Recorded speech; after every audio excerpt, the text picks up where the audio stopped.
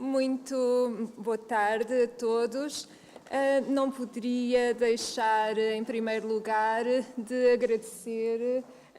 a amabilidade do convite que me foi endereçado, quer pelo Sr. Professor Paz Ferreira, quer pela Sra. Professora Clotilde Palma, para participar nesta homenagem ao Sr. Professor Alberto Xavier. Homenagem à qual eu me junto com imenso gosto, porque na realidade a obra do Sr. Professor Alberto Xavier, o Direito Tributário Internacional, foi, no fundo, o grande catalisador do meu gosto, do meu interesse por estas matérias da tributação internacional e era, à época, tal como continua, aliás, a ser agora, a obra perfeitamente incontornável, a obra de referência nestas matérias do direito tributário internacional, a obra onde vamos aprender tudo, onde vamos sempre redescobrir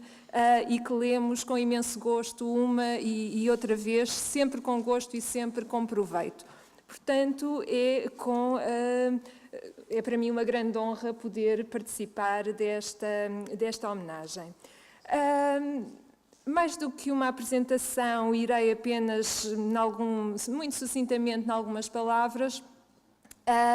referir, no que diz respeito ao tema proposto das tendências do direito fiscal internacional, falar de um recente dilema da lei interna enquanto fonte do direito fiscal internacional. O dilema da lei interna no que diz respeito à consagração ou não de uma residência fracionada das pessoas singulares. O conceito de residência é, obviamente, uma trave mestra do direito fiscal internacional, sendo que a lei interna, como é sabido, é o ponto de partida para a definição de quem é residente ou não residente num determinado território. No que diz respeito à lei portuguesa,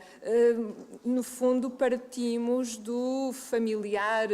para todos, seguramente, artigo 16 do Código do IRS, onde temos uma concepção que no fundo é um misto de concepção objetivista com concepção subjetivista de residência. Portanto, por um lado, para se ser residente, há aqui a necessidade de existir um corpus, ou seja, de existir uma presença física da pessoa no território português durante um determinado período, e temos a nossa conhecida regra da permanência em território português por mais de 183 dias seguidos ou interpelados,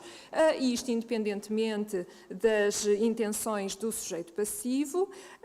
mas temos uma regra alternativa prevista também no artigo 16, que nos permite assumir a residência em território português com base já numa vertente subjetiva, portanto, uma conjugação de um corpus e de um animus, em que isto é corporizado através da manutenção ou da detenção de uma habitação em condições que façam supor a intenção de a manter e ocupar como residência habitual. Portanto, a presença do tal animus, tal intenção do sujeito passivo de manter uma ligação neste caso, com o Estado português. Indo ao cerne da questão da conjugação destes dois elementos, portanto, deste aspecto objetivo e deste aspecto subjetivo, uma vez que são alternativos, nós de qualquer deles poderemos chegar à noção de que um indivíduo é residente em território português e sendo ele sê-lo-á para todo o ano fiscal, para todo o ano civil, porque, no fundo, para as pessoas singulares coincide necessariamente o ano fiscal com o ano civil. Portanto, alguém será residente para todo o ano no qual se verifique uma destas duas circunstâncias. E, por seu turno, a perda do estatuto de residente irá operar-se quando, aqui já cumulativamente, deixem de se verificar ambas as ou seja, quando uma ausência prolongada do território português implique o não preenchimento da regra dos 183 dias de presença e quando deixar de ter habitação 31 de dezembro em condições que indiquem a tal intenção de a manter e ocupar como residência habitual. Temos, portanto, a residência definida numa base anual, numa base temporal que é anual. No entanto, suscitam-se algumas questões que se tornam particularmente prementes num contexto em que, no âmbito da União Europeia, é particularmente intensa a circulação de pessoas de uns Estados para outros, para exercerem, designadamente, para exercerem as suas atividades profissionais, quando circunstâncias económicas e sociais, por demais conhecidas, obrigam uma parte da população a ir trabalhar para fora do país. Em alguns casos, para países, como é o caso de Angola, em que não há sequer convenção de dupla tributação a que se possa resolver para a resolução de eventuais conflitos positivos de residência. Portanto, temos então o ensejo para analisar com mais detalhe algumas das consequências desta anualidade da determinação da residência fiscal. Porque, de facto, no ano de chegada ou no ano de saída a um determinado Estado são comuns os conflitos positivos de residência, ou seja, situações em que o Estado a que se chega e o Estado de que se parte, ambos consideram o sujeito como residente. E, a título de mero exemplo, imaginemos alguém que chega a território português, onde se fixa, chega a território português em novembro. Aí temos naturalmente preenchido o corpus para ser residente em território do Estado que abandona, não é? Onde viveu grande parte do ano, mas temos também a tal conjugação da existência da casa a 31 de dezembro com a intenção de a ocupar como residência habitual em Portugal, onde se estabelece. Portanto, o mais provável é termos, de facto, um conflito positivo de residências, o que se torna mais grave quando ambos os Estados em presença sigam o princípio de tributação universal ou ilimitada dos rendimentos auferidos pelos residentes. É bem certo que as convenções de dupla tributação, através da tiebreaker rule prevista no artigo 4º, vão, na maior parte dos casos, resolver esse dilema através de um princípio de unicidade da residência que se concretiza na sujeição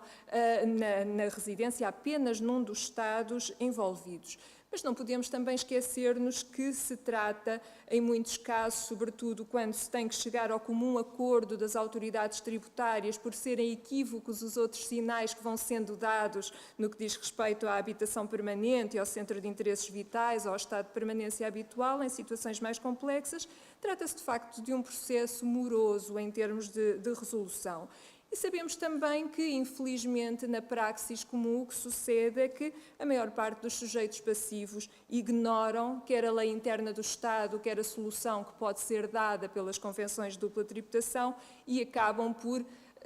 consoante lhes parece, declarar uns rendimentos num sítio, outros noutro,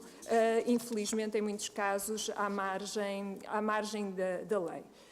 Pensando agora na saída de território português no decurso do ano, mais uma vez temos um problema similar, porque, não obstante a saída de território português, desde que se tenha concretizado o tal corpus da presença em território português por mais de 183 dias, a residência perdura para todo o ano fiscal. Portanto, no fundo, em termos práticos, acabaremos por ter uma situação em que, não estando já o sujeito passivo presente em território português, porque foi, por exemplo, em julho ou em agosto para outro Estado, não estando já ele presente e tratando-se de rendimentos, alguns obtidos fora de território português, acaba por, em termos práticos, não haver qualquer conexão material com Portugal, nem do sujeito, porque já não está fisicamente no território português, quer dos rendimentos que obtém, porque são obtidos noutro Estado qualquer, o que torna, obviamente, extremamente difícil o controlo relativamente à declaração e à tributação desses rendimentos. Portanto, temos aqui algumas dificuldades suscitadas por esta tributação de base anual. Alguns Estados optaram por adotar um split year treatment, é o caso do Reino Unido, ou seja, por partir o ano fiscal, quando do ano de chegada ou do ano de partida dos sujeitos passivos, considerando que eles são residentes e, como tal, tributados durante parte do ano e não residentes na outra parte do ano, em que ou ainda não chegaram ou em que já se ausentaram do território, neste caso do território do Reino Unido. Enfim, outros Estados, como é o caso da Irlanda ou do Brasil, têm também regimes que, com especificidades, mas permitem esta partição, este fracionamento do ano fiscal. Obviamente que a situação do ano fiscal de ser